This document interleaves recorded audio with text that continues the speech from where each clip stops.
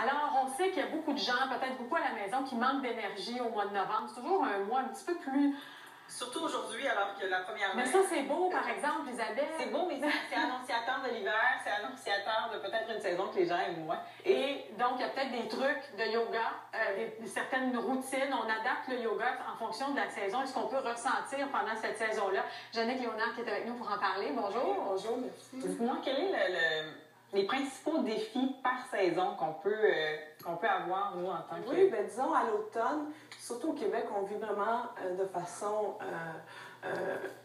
importante les changements de saison. L'automne, on va vivre un petit peu plus d'anxiété, d'insomnie. L'hiver, ça va être un petit peu plus de léthargie qui va s'installer. On a envie de faire le cocooning. Oui.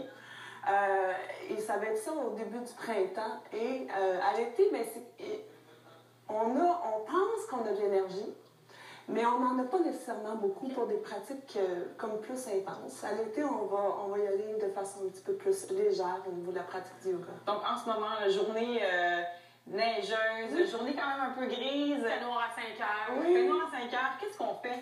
C'est quoi la différence dans les routines habituelles, entre guillemets, et celles qu'on doit adopter? Oui, bien, disons que l'automne, on ferait, comme aujourd'hui, on ferait quelque chose de vraiment enracinant qui va nous ramener dans le moment présent et on va amener un petit peu de chaleur à l'intérieur du corps. Sans avoir trop chaud, on veut quand même réchauffer le corps, essayer d'équilibrer ce qui se passe à l'extérieur. Puis, on va vraiment cultiver ça, cet aspect-là. Alors, on peut faire un petit peu de méditation, par exemple, un petit 5 minutes de méditation. On peut faire des respirations, quelques postures. Et en fait, le yoga des saisons, c'est pas... on ne fait pas 1h30 de pratique de yoga à tous les jours parce qu'on n'a pas le temps. Ça peut décourager des gens parce qu'il y en a peut-être à la maison qui n'ont jamais fait de yoga, puis qui entendent parler de yoga depuis un petit bout de temps, puis qui disent « Ah, moi, ces temps-ci, je me sens un peu plus anxieux, plus stressé, plus fatigué. » Ceux qui veulent s'initier au yoga, c'est peut-être une bonne saison pour le faire d'ailleurs, pour ressentir les effets. Oui, tout à fait. Et on peut commencer graduellement. On n'a pas besoin de...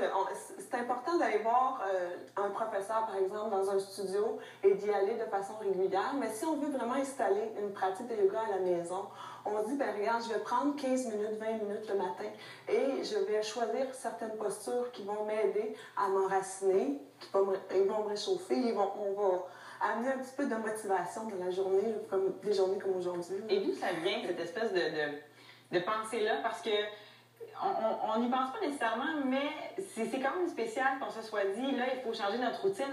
D'où ça vient cet enseignement-là de saison, qu'il faut changer de routine à chaque saison? Qui s'est penché là-dessus? Oui, bien en fait, c'est l'Ayurveda. C'est la médecine millénaire là, de l'Inde, ça fait 5000 ans.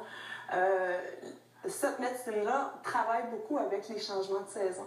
Alors, on va regarder dans le quotidien et on va intégrer certaines pratiques, pas juste le yoga en fait partie, mais on va regarder au niveau des herbes, la façon qu'on va s'alimenter, vraiment pour venir équilibrer les changements de saison. Alors, c'est vraiment appris de l'Ayurveda et on l'amène dans le yoga, en fait, pour vraiment modifier la pratique. Puis vous voyez des changements chez les personnes qui pratiquent régulièrement? Tout à fait, tout à fait. On voit vraiment le changement. Puis moi, ça fait 3 ans que je le mets en pratique parce que j'ai des jeunes enfants, puis j'avais pas vraiment le temps, j'avais plus le luxe d'avoir 2 heures de pratique de yoga chaque jour. Alors, je l'ai mis en pratique, puis c'est vraiment des... Un petit peu chaque jour. C'est ça qui fait le plus grand changement. Jannick Léonard, merci beaucoup d'avoir été avec nous. Merci. On revient ça, peut-être des postures.